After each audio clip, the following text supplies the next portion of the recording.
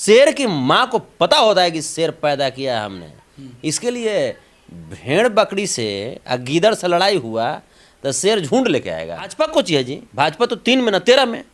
भाजपा की क्या औकात, भाजपा की क्या औकात, भाजपा की औकात है आपके फिर पुराने तेवर ही। हाँ तो है ये है तो हम का कांसा पीता थोड़े हैं। संतोष रेणु यादव ओरिजिनल है, भैंस का दूध पीता है, एकदम करेजा रखता है। भैंस जब नहीं पटक पाया तो ये नरेंद्र मोदी जी को भाजपा क्या पटक पाएगी। हम भी सुनने में हमको आया है कि बीजेपी वाले लोग इस बार सरेंडर कर रहे हैं तेजस्वी जी के सामने। पहले जैसे संतोष अब दिखते नहीं हैं।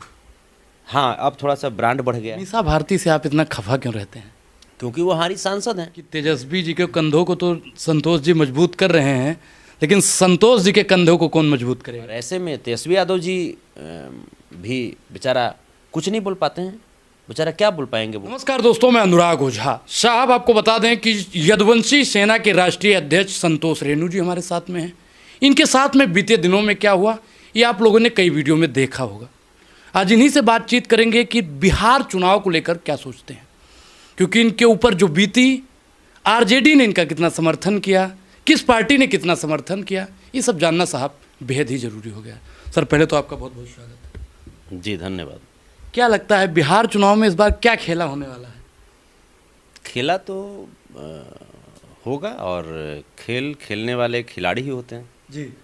और खिलाड़ी कौन है, किनको खिलाड़ी का सर्टिफिकेट दिया गया जी ये तो भली भांति आप भी जानते हैं, पूरे जनता जनार्दन जानते हैं। जी। हमारे तेजस्वी यादव जी बेसिकली खिलाड़ी ही तो थे और हैं भी। आपके साथ इतना कुछ हुआ, सपोर्ट में नहीं उतरे? नहीं देखिए, ये आप कैसे कह सकते हैं कि सपोर्ट में उतरे नहीं उतरे, हम नहीं देखे उनको। जी। हो सकता है नेपथ्य से भी कुछ बातें चलती है। और रही बात बाबा साहब अम्बेडकर जी द्वारा लिखित जो संविधान थी जी।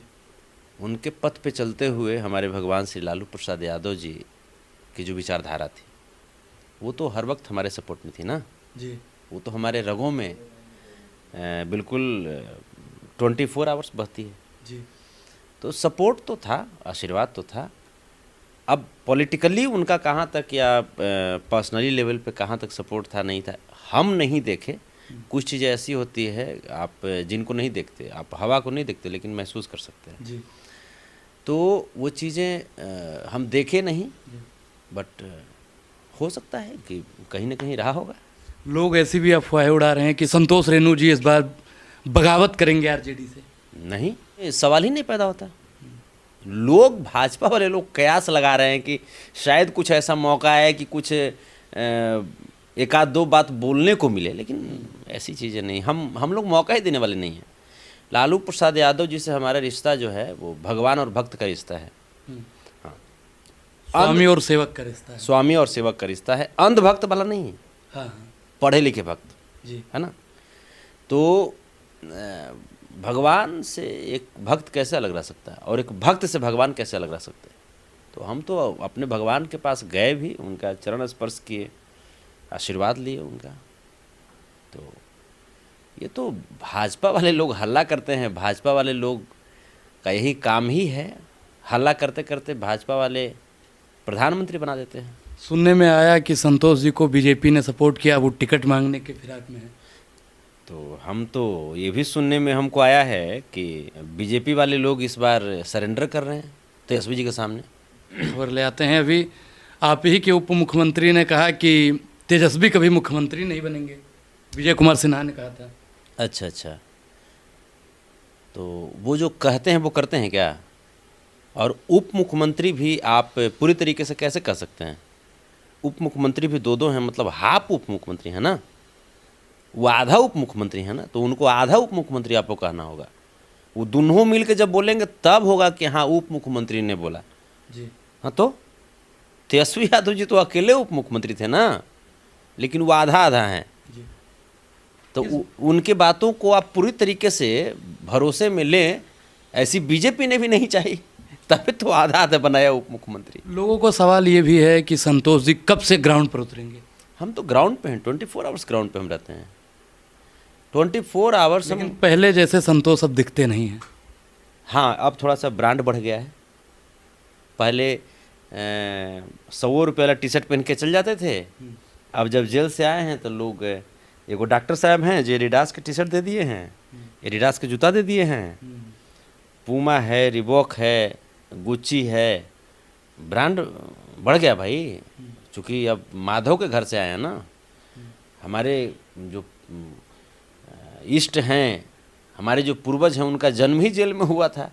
जितने भी शोषित, गरीब, वंचित, जो समाजवादी विचारधारा के चाहे जिस जाति के लोग हों, उनका दूसरा घर ही जेल होता है, क्योंकि वो जहाँ समाज की बात करेंगे उनको उठा करके जेल में डाल दिया जाता है। तो वहाँ से जब हम आए तो वहाँ पे चूँकि 10 महीने का समय जब हमने स्पेंड किया वहाँ पे, तो करीब करीब 200 से अधिक मैंने पुस्तकें पढ़ी।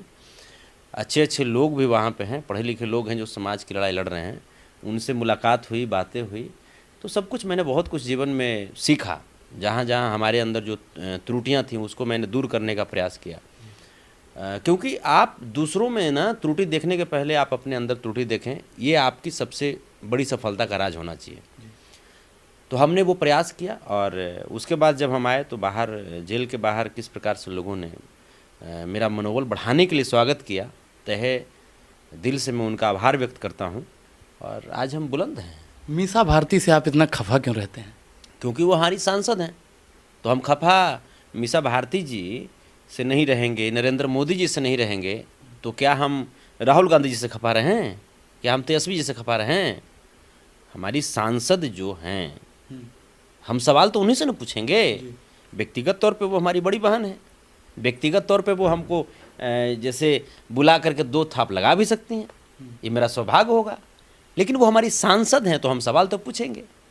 और लालू प्रसाद यादव जी की विचारधारा हमारे रगों में बहती। मैं आपको पहले भी कहा, हमारे भगवान लालू प्रसाद यादव जी ने बार बार कहा, सदन में भी कहा, गांधी मैदान में भी कहा, कि अपने अधिकार के लिए अपनों से भी लड़ना पड़े तो लड़ो। तो वो तो हमारी सांसद हैं। तो हम लालू प्रसाद यादव जी की विचारधारा को कैसे भूल सकते हैं? नौबतपुर में जो घटनाएं घटित हुई, वो घर पर चढ़ करके, ये डबल इंजन भाजपा की सरकार में घर पर चढ़ करके जो अपराधी लोग हैं वो गोली मार दिए लोगों को। और वहाँ पे सांसद महोदया बिल्कुल चुपचाप रहीं। तो ऐसे में तो पार्टी की बदनामी होती है ना। और ऐसे में तेजस्वी यादव जी भी बेचारा कुछ नहीं बोल पाते हैं। बेचारा क्या बोल पाएंगे वो? तो ये जो चीज़ें हैं, तो तेजस्वी यादव जी की जो संघर्ष है, आज तेजस्वी यादव किसके लिए लड़ रहे हैं? तेजस्वी यादव बिहार के लिए लड़ रहे हैं, देश के लिए लड़ रहे हैं।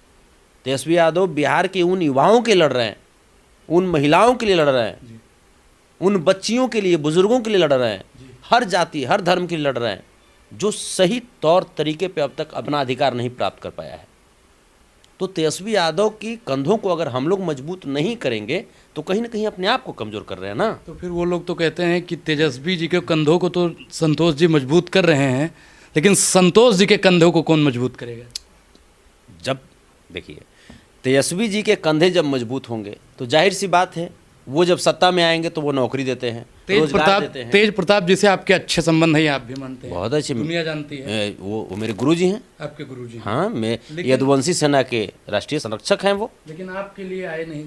नहीं, सड़क पर उतरना चाहिए। उनको पता है ना कि संतोष रेणु यादव बहादुर है, शेर है, बाघ है। उनको पता है कि मेरा चेला इस सब पर भारी पड़ जाएगा, उनको पता है।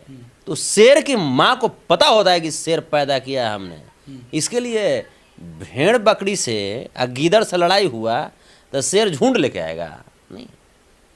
तेज प्रताप यादव जी को, तेजस्वी यादव जी को, लालू प्रसाद यादव जी को ये पता था कि संतोष रेणु यादव उनका चेला शेर है, बहादुर है और ऐसे ऐसे गीदड़ों से नहीं डरता है।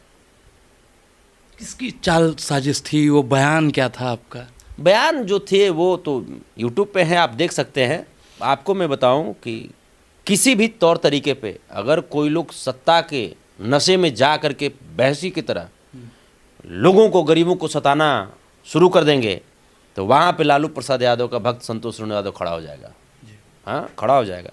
गरीबों के लिए, शोषितों के लिए जिस प्रकार की लड़ाई लालू प्रसाद यादव जी ने लड़ी, कर्पूरी ठाकुर जी ने लड़ी, जिस प्रकार की लड़ाई मान्यवर काशी राम जी ने लड़ी, राम मनोहर लोहिया जी ने लड़ी, जेपी बाबू ने लड़ी, उस प्रकार की लड़ाई जिस संविधान के तहत हम लोग लड़ते हुए आज कुछ हद तक विजय की तरफ बढ़े हैं।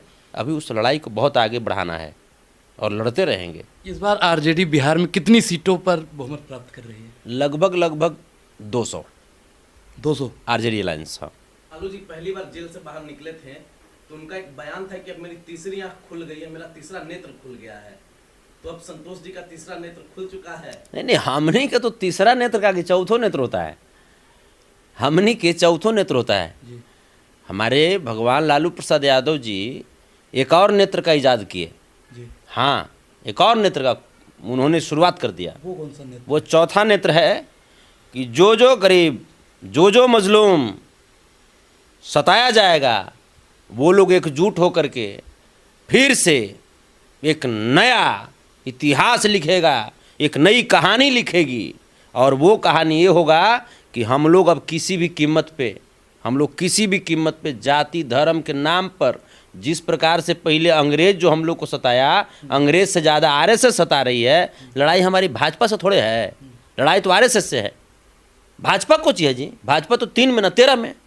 भाजपा की क्या औकात, भाजपा की क्या औकात, भाजपा की औकात है आपके फिर पुराने तेवर ही। हाँ, तो है तो हम का कांसा पिता थोड़े हैं। संतोष रेणु यादव ओरिजिनल है, भैंस का दूध पीता है, एकदम करेजा रखता है। जब आपको भैंस नहीं पटक पाई तो नरेंद्र, तब भैंस जब नहीं पटक पाया तो ये नरेंद्र मोदी जी को भाजपा क्या पटक पाएगी हमको, स्पष्ट है। तो लड़ाई जो है अभी बहुत लंबी है, आरएसएस से लड़ाई है, लड़ाई लड़नी है और हम लोग लड़ेंगे और बढ़ेंगे भी, कोई रोक नहीं पाएंगे। क्योंकि ये सोफा हमको लालू प्रसाद यादव जी की लड़ाई से मिली है, ये सोफा हमको बाबा साहब भीमराव अम्बेडकर जी की संविधान से मिली है। जी बहुत बहुत धन्यवाद। जी आपका भी।